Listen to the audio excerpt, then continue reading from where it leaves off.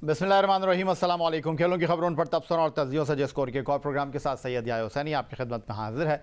एक जानिब श्रीलंका में अवामी एहतजाज का सिलसिला जारी है और दूसरी तरफ सदर के मुल्क छोड़कर चले जाने के बाद वज़ीर आज़म ने मुल्क में बिगड़ती सूरत हाल के पेश नज़र एमरजेंसी नाफिज कर दी है। अलबत्ता इस तमाम सूरत हाल में पाकिस्तान क्रिकेट टीम का दौरा श्रीलंका शेड्यूल के मुताबिक जारी है और पाकिस्तान क्रिकेट बोर्ड का कहना है कि दौरे के हवाले से कि ये शेड्यूल के मुताबिक जारी रहेगा। जबकि ताज़ा तरीन सूरत हाल ये है कि कोलंबो में श्रीलंकन क्रिकेट 11 के साथ 3 रोज़ा मैच खेलने के बाद पाकिस्तान क्रिकेट टीम पहला टेस्ट मैच खेलने के लिए कोलंबो से गाल पहुंच गई है, जहां 2 टेस्ट पर मुश्तमिल सीरीज़ का पहला टेस्ट हफ्ता 16 अक्टूबर से शुरू होने जा रहा है। पाकिस्तान और श्रीलंका की क्रिकेट टीमें गाल में पहला टेस्ट मैच खेलेंगी। दूसरी जानिब इस टेस्ट मैच से कबल मेज़बान टीम ने गाल ही में खेले जाने वाले दूसरे टेस्ट मैच में चंद दिन पहले ऑस्ट्रेलिया को इनिंग्स और 39 रन से शिकस्त देकर अपने खतरनाक अज़ाइम का इजहार कर दिया है। बाएं हाथ के स्पिनर पराबाज जयसूर्या ने अपने पहले टेस्ट में 12 विकेटें हासिल की। दूसरी जानिब साबिक कप्तान दिनेश चंदीमल ने करियर बेस्ट 206 रन की इनिंग्स खेली। क्रिकेट श्रीलंका ने पाकिस्तान के खिलाफ 2 टेस्ट मैचों की सीरीज़ के लिए 18 अरकान पर मुश्तमिल टीम का ऐलान कर दिया है। 80 टेस्ट मैचों में 14 सेंचुरियों के साथ 5,905 रन स्कोर करने वाले दमित करुणारत्ने टीम की क़यादत करेंगे। बाएं हाथ के ओपनर ने गोल्ड टेस्ट में श्रीलंका के खिलाफ 86 रन की इनिंग खेली थी। 52 टेस्ट मैचों में 3,287 रन बनाने वाले कुशाल मेंडिस भी स्क्वाड का हिस्सा हैं। 98 टेस्ट मैचों में 6,867 रन बनाने वाले साबिक टेस्ट कप्तान एंजेलो मैथ्यूज टीम के सबसे तजुर्बेकार खिलाड़ी हैं, जो कोलंबो के दूसरे टेस्ट मैच में अपना 7वां टेस्ट मैच खेलेंगे। एक और साबिक कप्तान दिनेश चंदीमल, जिन्होंने गोल में चंद दिन पहले ऑस्ट्रेलिया के खिलाफ करियर बेस्ट नाकाबिल शिकस्त 206 रन की इनिंग्स खेली थी, उनकी मौजूदगी में श्रीलंका की बैटिंग लाइनअप को मजबूत तस्वुर किया जा रहा है। जबकि बॉलिंग के शोबे में पराबाज जयसूर्या, जिन्होंने गोल में अपने डेब्यू टेस्ट में ऑस्ट्रेलिया के मुकाबले पर पहली इनिंग्स में 118 रन देकर 6 और दूसरी इनिंग में 59 रन देकर फिर 6 विकेटें की परफॉर्मेंस पेश की थी। पाकिस्तानी बैट्समैन अब उन्हें किस अंदाज में खेलते हैं, अहम सवाल होगा। और गोल्ड टेस्ट मैच में पिच स्पिनर्स के लिए साजगार होगी और इस बात का वाज़ेह अंदाज़ा श्रीलंकन स्क्वाड को देखकर किया जा सकता है, जिसमें स्पिनर्स की भरमार है। उधर आईसीसी टेस्ट चैंपियनशिप के पॉइंट्स टेबल पर श्रीलंका की टीम पाकिस्तान से आगे दिखाई दे रही है। अलबत्ता टीम पाकिस्तान श्रीलंका के खिलाफ सीरीज जीतकर फिर आगे निकल सकती है। पॉइंट्स टेबल पर जनूबी अफ्रीका की टीम पहले, ऑस्ट्रेलिया की टीम दूसरे नंबर पर मौजूद है। जबकि ऑस्ट्रेलिया के साथ 2 टेस्ट की सीरीज 1-1 से बराबर खेलने के बाद टीम श्रीलंका तीसरे नंबर पर बराजमान है, जिसने अब तक खेले जाने वाले 8 टेस्ट मैचों में 4 कामयाबियों के साथ 3 नाकामियों का सामना किया है। चौथे नंबर पर टीम पाकिस्तान है, जिसने अब तक 7 टेस्ट मैचों में 3 में फतूहात हासिल की हैं और 2 में उसे शिकस्त का सामना करना पड़ा है। 5वें नंबर पर भारत और 6ठे नंबर पर वेस्ट इंडीज की क्रिकेट टीम है। दौरा श्रीलंका में टीम पाकिस्तान ने वाहिद प्रैक्टिस मैच कोलंबो में श्रीलंकन क्रिकेट 11 के साथ खेला, जो हार जीत के फैसले के बगैर खत्म हुआ और ड्रॉ हो जाने वाले इस मैच के बाद कई सवालात उठ रहे हैं। एक जानिब ऑस्ट्रेलिया को गोल्ड टेस्ट में इनिंग्स और 39 रन से शिकस्त देने के बाद मेज़बान टीम के हौसले बुलंद हैं, तो दूसरी जानिब पाकिस्तान टीम को मिडल ऑर्डर बैटिंग के साथ एक नए बॉलिंग अटैक की तश्कील का चैलेंज दरपेश दिखाई दे रहा है। 3 रोज़ा मैच में पाकिस्तान ने पहली इनिंग में 323 रन बनाने के बाद दूसरी इनिंग में 2 विकेट पर 178 रन स्कोर किए। तहम कप्तान बाबर आजम श्रीलंकन क्रिकेट 11 की वाहिद इनिंग में 9 बॉलर्स के साथ गेंद करवाने के बावजूद 10 विकेटों के हुसूल में नाकाम रहे। टीम में वापस आने वाले तजुर्बेकार leg spinner Yasir Shah 20 overs में 86 रन के बदले बमुश्किल 1 विकेट के हुसूल में कामयाब रहे, तो बाएं हाथ के स्पिनर नुमान अली 16 ओवर्स में 60 रन देकर कोई विकेट न ले सके। अलबत्ता टेस्ट टीम में वापसी के मजबूत उम्मीदवार बाएं हाथ के स्पिनर मोहम्मद नवाज ने 10 ओवर्स में 24 रन देकर 2 विकेट के साथ अपना केस मजबूत कर लिया है। कुछ ऐसा ही मामला आगा सलमान का भी है, जिन्होंने पहली इनिंग में 79 गेंदों पर 55 रन की इनिंग खेलने के बाद बॉलिंग में 13 ओवर्स में 76 रन के साथ 1 विकेट की परफॉर्मेंस देकर टेस्ट डेब्यू के इम्कानात को खासा रोशन कर लिया है। जबकि 18 टेस्ट मैचों में 986 रन स्कोर करने वाले बाएं हाथ के बैट्समैन फवाद आलम का सितारा इस बार गर्दिश में है। ऑस्ट्रेलिया के खिलाफ 3 टेस्ट मैचों की 4 इनिंग में 33 रन बनाने वाले फवाद आलम 3 रोज़ा मैच में पहली इनिंग में 22 और दूसरी इनिंग्स में नंबर 3 पर खेलते हुए 6 रन पर पवेलियन लौट गए, जिसके बाद गोल्ड टेस्ट मैच में उनकी शमूलियत के इम्कानात कम दिखाई दे रहे हैं। बड़ा सवाल है कि पाकिस्तान किन 11 खिलाड़ियों के साथ गोल के पहले टेस्ट मैच में मैदान में उतरेगा श्रीलंका के मुकाबले पर, और इत्तलात ये आ रही हैं कि दो खिलाड़ियों को श्रीलंका के खिलाफ गोल्ड टेस्ट मैच में डेब्यू कराया जा रहा है। पाकिस्तान के मुमकिन 11 खिलाड़ी गोल्ड टेस्ट मैच में क्या हो सकते हैं, आइए उस पर एक निगाह डाल लेते हैं। अब्दुल्ला शफीक, जिन्होंने दूसरी इनिंग में 3 रोज़ा मैच में निफ सेंचुरी स्कोर की थी, इमामुल हक के साथ इनिंग का आगाज़ करते हुए दिखाई देंगे। नंबर 3 पर बैटिंग करने के लिए तजुर्बेकार अजहर अली होंगे। नंबर 4 पर कप्तान बाबर आजम बैटिंग करने के लिए आएंगे, जबकि नंबर 5 पर सऊद शकील अपना पहला टेस्ट मैच खेलने के लिए बाएं हाथ के मिडल ऑर्डर बैट्समैन मैदान में उतरेंगे। नंबर 6 पर टीम के नायब कप्तान विकेट कीपर मोहम्मद रिजवान होंगे। फिर नंबर 7 पर बैटिंग करने के लिए आएंगे ऑलराउंडर बाएं हाथ के बैट्समैन मोहम्मद नवाज। 8 नंबर पर बैटिंग करने के लिए आएंगे आगा सलमान, जिनका ये पहला टेस्ट मैच होगा। नंबर 9 पर बैटिंग करेंगे leg spinner Yasir Shah. Number 10 पर बैटिंग करने के लिए आएंगे हसन अली और नंबर 11 पर बैटिंग करेंगे टेस्ट फास्ट बॉलर बाएं हाथ के शाहीन शाह आफरीदी। पाकिस्तान और श्रीलंका की क्रिकेट टीमों के दरमियान 2 टेस्ट पर मुश्तमिल आईसीसी टेस्ट चैंपियनशिप के पहले टेस्ट मैच पर गुफ्तगू करने के लिए हमारे साथ स्टूडियो में मौजूद हैं जनाब पाकिस्तान के इंटरनेशनल क्रिकेटर महमूद हामिद साहब, और टेलीफोन लाइन पर हमारे साथ मौजूद होंगे senior sports journalist, express television पर स्पोर्ट्स पेज के मेज़बान मिर्ज़ा इकबाल बेग साहब। दोनों को प्रोग्राम में खुशामदीद कहते हैं। गुफ्तगू के सिलसिले का आगाज़ करेंगे एक ब्रेक के बाद।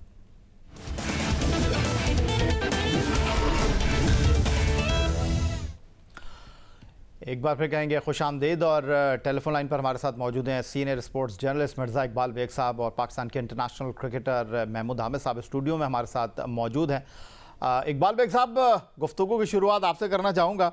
एक नई टीम तश्कीले 9 के मरहले से ऐसा लग रहा है कि श्रीलंका में गुजरेगी। 2 मुमकिन तौर पर टेस्ट डेब्यू के साथ एक नए बॉलिंग अटैक को आप कितना महफूज तस्वुर कर रहे हैं, और आप किस हद तक इस बात से इत्तेफाक करते हैं कि नुमान और फवाद आलम जो है उनको श्रीलंका के इस पहले टेस्ट मैच में बिठाया जा रहा है? देखें या जिस तरीके का जो इत्तलात आ रही हैं उस लिहाज से तो जो आपने पेशगोई की है वो बिल्कुल दुरुस्त साबित होती दिखाई दे रही है। लेकिन मैं ये समझता हूँ कि अभी पाकिस्तान का इम्तिहान होगा। पाकिस्तान, आपने जिस तरह खुद प्रोग्राम के इंट्रो में बताया कि बॉलिंग पाकिस्तान की किस तरीके से नाकाम रही। यासिर शाह अगस्त 2021 के बाद कोई टेस्ट मैच खेलेंगे। गुज़िश्ता सीरीज में अब से 7 बरस कबल 2015 में जब पाकिस्तान ने श्रीलंका का दौरा किया था तो 3 टेस्ट मैचेस में यासिर शाह ने 24 विकेटें ली थी। लेकिन अब वो उस रिदम में नजर नहीं आ रहे क्योंकि वो टीम से 1 साल से अरसे से जायद से बाहर है। तो मैं समझता हूँ कि अब तब्दीलियां तो पाकिस्तान क्रिकेट टीम की टीम मैनेजमेंट कर रही है। सलमान अली आगा का केस बड़ा मजबूत था क्योंकि उन्होंने निफ सेंचुरी भी बनाई पहली इनिंग्स में प्रैक्टिस मैच में, और लोग कहते हैं कि वो बॉलिंग भी कर लेते हैं। और जहां तक आपने बात की सऊद शकील की, सऊद शकील को पाकिस्तानी सिलेक्शन कमेटी के चेयरमैन मोहम्मद वसीम बहुत बैकअप करते हैं, उनको बैक करते हैं। ठीक हो गया। मिर्ज़ा इकबाल बेग साहब टेलीफोन लाइन पर हमारे साथ मौजूद हैं, और स्टूडियो में हमारे साथ मौजूद हैं पाकिस्तान के इंटरनेशनल क्रिकेटर और पाकिस्तान इंटरनेशनल एयरलाइन के फॉर्मर कोच महमूद हामिद साहब। महमूद हामिद साहब, आप चूँकि एक बैट्समैन की हैसियत से पाकिस्तान के लिए इंटरनेशनल क्रिकेट खेले, और पाकिस्तान की मिडल ऑर्डर बैटिंग चाहे रेड बॉल क्रिकेट हो चाहे वाइट बॉल क्रिकेट हो स्ट्रगल करती हुई हमें दिखाई दे रही है, और ऐसे में आपको लगता है कि आप अपनी बैटिंग को लंबा कर रहे हैं, क्योंकि आपको इस बात का अंदाज़ा है कि गॉल में 4 दिन में टेस्ट मैच ख़त्म किया है ऑस्ट्रेलिया के खिलाफ श्रीलंका की टीम ने। अगर इस लाइनअप को हम देख रहे हैं जहां पर मुमकिन तौर पर हमें फवाद आलम की जगह सऊद शकील डेब्यू करते हुए दिखाई दे रहे हैं, फिर नंबर 7 पर नवाज हैं, नंबर 8 पर बैटिंग करने के लिए आएंगे आगा सलमान, तो इससे बड़ी लंबी बैटिंग लाइनअप तो नहीं हो सकती? मैं बिलीव करता हूँ जब आप 5 डे क्रिकेट खेलते हो तो वहाँ पर स्पेशलिस्ट जो होते हैं ना वो स्पेशलिस्ट ही होते हैं। अगर आप ऑस्ट्रेलिया का वो दौर देखें जिसके अंदर उन्होंने बड़ी फतूहात हासिल की हैं, तो वो अपने 6 बैट्समैन, 1 विकेट कीपर, और वही गिलक्रिस्ट जो है वो भी 100 रन करने वाले प्लेयर थे। तो वो 6 प्योर बैट्समैन, फिर उनके पास 7वें में गिलक्रिस्ट और बाकी उनके जो 4 मेन बॉलर्स के साथ वो खेलते थे। तो हम जो है वो अगर जो आपने टीम इस वक्त बताई है, तो आगा सलमान जो है वो 8वें नंबर पे बैटिंग करने आएगा। तो जब 8वें नंबर पे तो बैट्समैन जो है वो बिल्कुल मैं समझता हूँ उसकी जो है चीज़ ख़त्म हो जाती है। अगर आपने एज ए बैट्समैन उसको लेकर गए हैं तो एज ए बैट्समैन उसको प्रेफर करें अगर आपने उसको टेस्ट मैच खिलाना है। अगर वही चीज़ करेंगे कि या बैटिंग भी कर लेगा साथ थोड़ी सी हमें बॉलिंग करके भी दे देगा, तो यहाँ पर हम मेरे ख्याल से बहुत ख़राब डिसीजन लेंगे।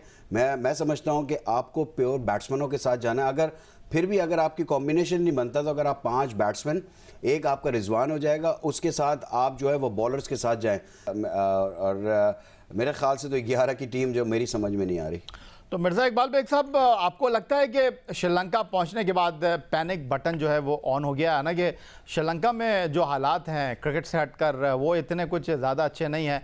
एक इमरजेंसी की सिचुएशन है, सदर मुल्क छोड़कर चले गए हैं, वज़ीर आज़म चीज़ों को देख रहे हैं। मैं सियासत की तरफ नहीं जाऊँगा, मैं तो क्रिकेट की बात करूँगा।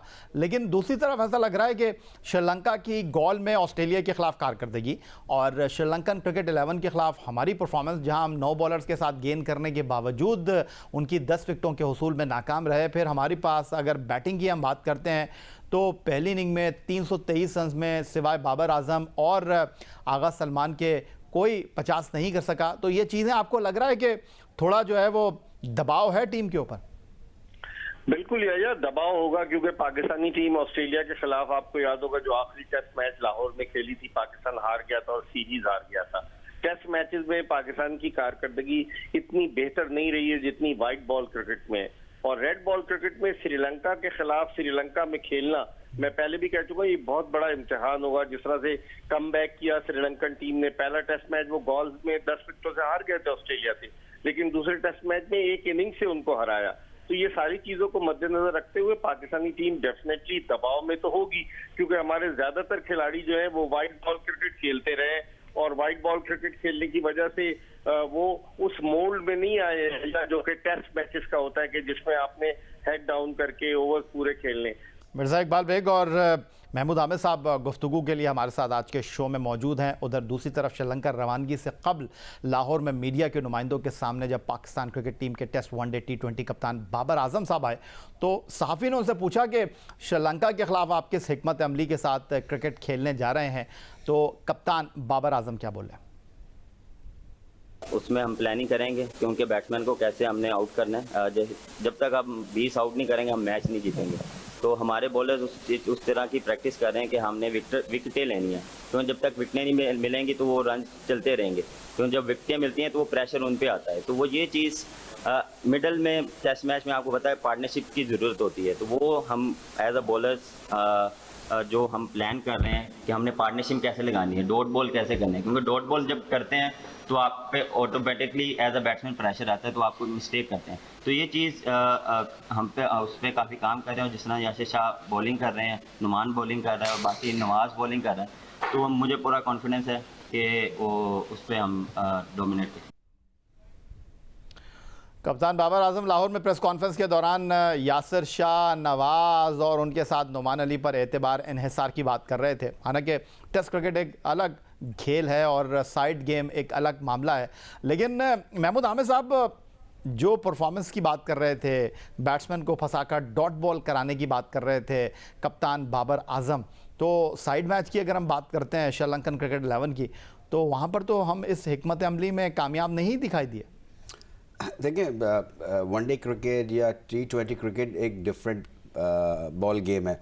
वहाँ पर आप डॉट बॉल करके आप बैट्समैन को फंसा सकते हैं, बट द थिंग आपने वहाँ डॉट बॉल नहीं करनी, माने आपने 10 खिलाड़ी पहली इनिंग में 20 खिलाड़ियों को आउट करना होता है। 20 खिलाड़ी आउट करेंगे तो आप टेस्ट मैच जीतेंगे, अदरवाइज आप टेस्ट मैच नहीं जीत सकते। तो डॉट बॉल टेम्परामेंट है, वहाँ सामने वाली डॉट बॉल खिलाते रहेंगे, कहीं वो सिंगल करेगा, कहीं आपको बैट बॉल मिलेगी, चौका मारेगा। आपका जो है टेम्परामेंट आउट करने का होना चाहिए।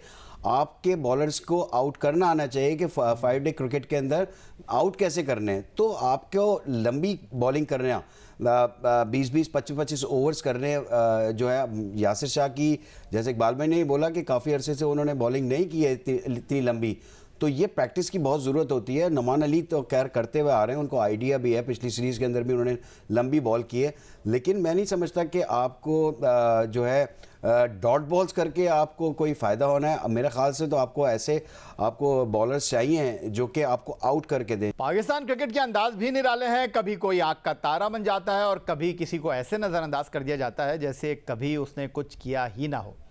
कुछ ऐसा ही मामला हालिया अरसे में ऑलराउंडर फ़हीम अशरफ के साथ दिखाई दे रहा है। 12 जून को आईसीसी चैंपियंस ट्रॉफी में सरफराज अहमद की क़यादत में 2017 में कार्डिफ में श्रीलंका के खिलाफ वनडे डेब्यू करने वाले फ़हीम अशरफ ने पाकिस्तान के लिए 14 टेस्ट, 31 एक रोज़ा मैच और 42 T20 खेले।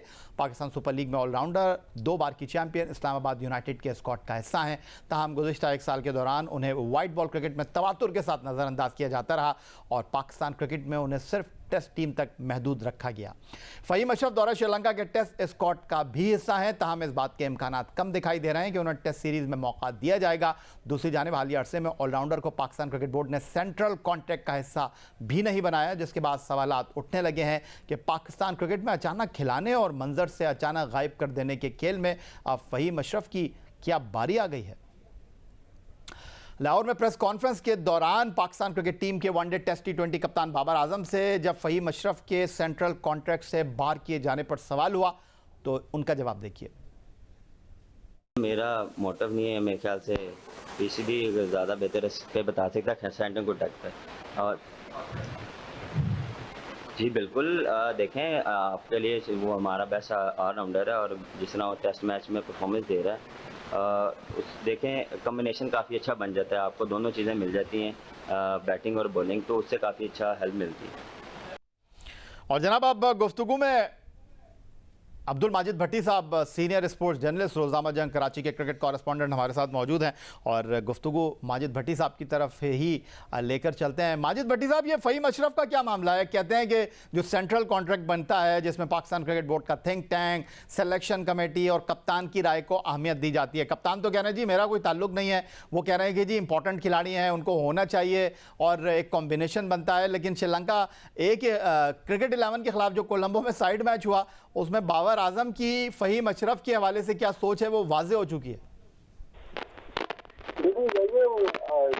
जब से एहसान मानी किसी चेयरमैन बने तकरीबन 4 साल पहले, तो मेरा ख्याल में उसके बाद से पीछे की मीडिया ने, जो मीडिया डिपार्टमेंट है, उसने एक नई चीज शुरू की कि जो बंदा प्रेस कॉन्फ्रेंस करता है उसको सबसे पहले एक मैसेज देते हैं, उसके बाद दिखाते हैं कि आपसे क्या मुमकिन सवालात हो सकते हैं। तो मेरे ख्याल उनके जहन में होगा कि फ़हीम अशरफ के बारे में भी सवाल हो सकता है और कप्तान अगर ये बात कह रहा है तो मेरे ख्याल में ये तो बहुत ही अलार्मिंग सिचुएशन है।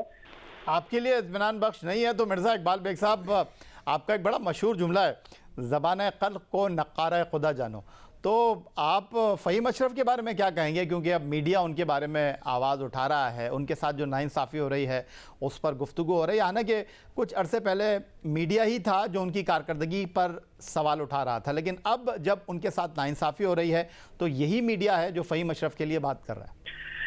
मैं कह रहा हूँ जिस तरह माजिद भट्टी साहब कह रहे थे कि पाकिस्तान क्रिकेट का उसूल ही निराला है कि एकदम से खिलाड़ी आता है और एकदम से गायब हो जाता है। फ़हीम अशरफ को जो लेकर आए थे वो इंतजाम उल हक उस वक्त सिलेक्शन कमेटी के चेयरमैन थे और उनके दौर में फ़हीम अशरफ साहब आए और फ़हीम ने परफॉर्मेंस भी दी और इतने रन उसने स्कोर किया। आप उसको किस बेसिस पर जो है सेंट्रल कॉन्ट्रैक्ट नहीं दे रहे?